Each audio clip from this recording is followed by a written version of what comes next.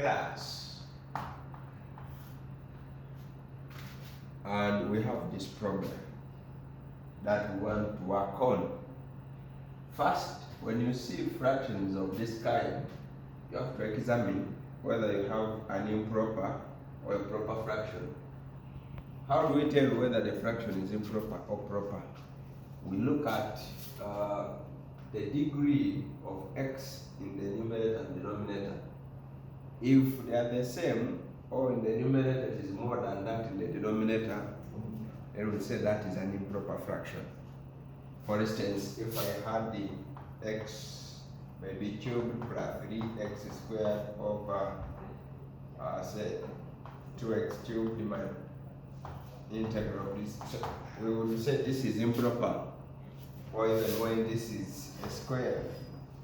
So this is higher than this is improper. Or if it is just 3, still it is improper once the degrees are the same. Now in this case, this is a proper fraction. You can see the highest degree of x here is 1, and here it is 2. Now what do we do? One, we think of partial fractions. Could I partialize this? Well, when you look at this, this is a quadratic, and the one thing we can do is split the fraction into 2 parts. So I can write this as the integral of x plus 1 over x squared plus 5 dx equal to integral of x over x squared plus 5 dx plus the integral of 1 over x squared plus 5 dx. I've splitted fractions, and as you know, integration is a linear operator, so I can move, distribute the integration on each of those parts. Now, I'll pick each part independently, work on this, work on that, and put the solution at once.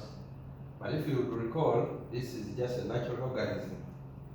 Actually, when I differentiate this denominator, I see 2x, so that means the integration will give half natural logarithm of this.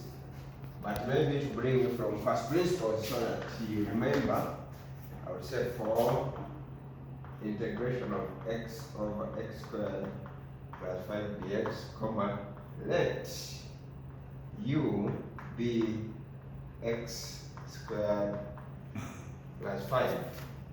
So I differentiate this with respect to x. Du will be 2x, and this is a constant, so 0, so dx. So now that means you can say a half du is equal to x dx. So that when I substitute this for u and then x dx as a half of du, I'll now have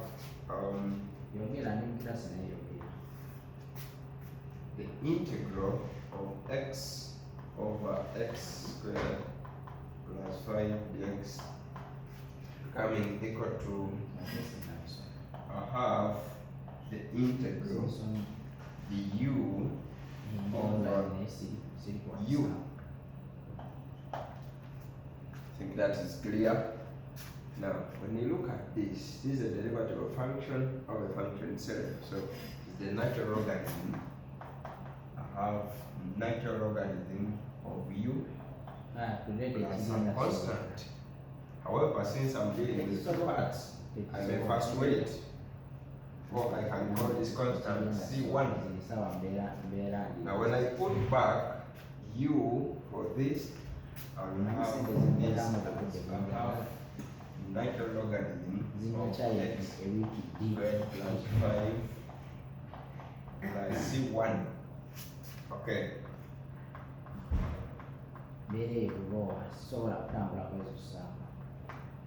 That is the fact. Now this is our first part. So we come to this. What do we do? The second part is, so for the integral of 1 over x squared plus 5 dx. I would think of this as and write 1 over 5 plus x squared dx. Now what am I going to do? I want to create something here so that I use this identity 1 plus tan squared theta is sec squared theta to appear there. What do? I will let x be equal to root of 5 tan theta. So my interest is that when I have x squared, it will give me a root of 5 squared, which is 5, then tan squared theta.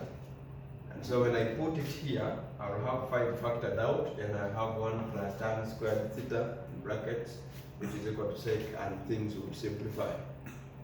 So then here, if I differentiate both sides with respect to x, I will have dx equal to root of 5 sec squared theta d theta. So if I differentiate with respect to theta and x. Okay, now I can replace. That means my integral of 1 over 5 plus x squared dx will become integral of 1 over 5. So the x squared is 5 times dx is root 5 sec theta. So I can pull this 5 out and say this is root of 5 over 5 integral of 1 over 1 plus tan squared theta times sec. So when you look at this, 1 plus tan squared theta is actually sec squared theta from here. That means this can cancel. Then we have root of 5 over 5 integral of 1 theta. So this is root 5 over 5 integral of 1 is theta. So I can say plus another constant integration C2. But what is theta? Now I want to make theta the subject from this. So from here I would say from x equal to root of 5 tan of theta. So I can divide 3 by root 5. That means tan of theta is x over root 5. And so theta is the tan inverse over root 5. I can now put this here and have this implies that now integral 1 over 5 will now give me root 5. Let me write it here. Root of 5 over 5 tan inverse of x over root 5. So now when I combine these two parts together, this with the first one we got here, in that equation, we will have said therefore the integral of x plus 1 over x squared plus 5 dx is, so I pick the first part here a half natural logarithm of x squared plus 5 plus this part is root 5 of 5 tan inverse of x over root 5 plus c. So the c is c2 plus c1. That is good enough. Okay, thank you, sir.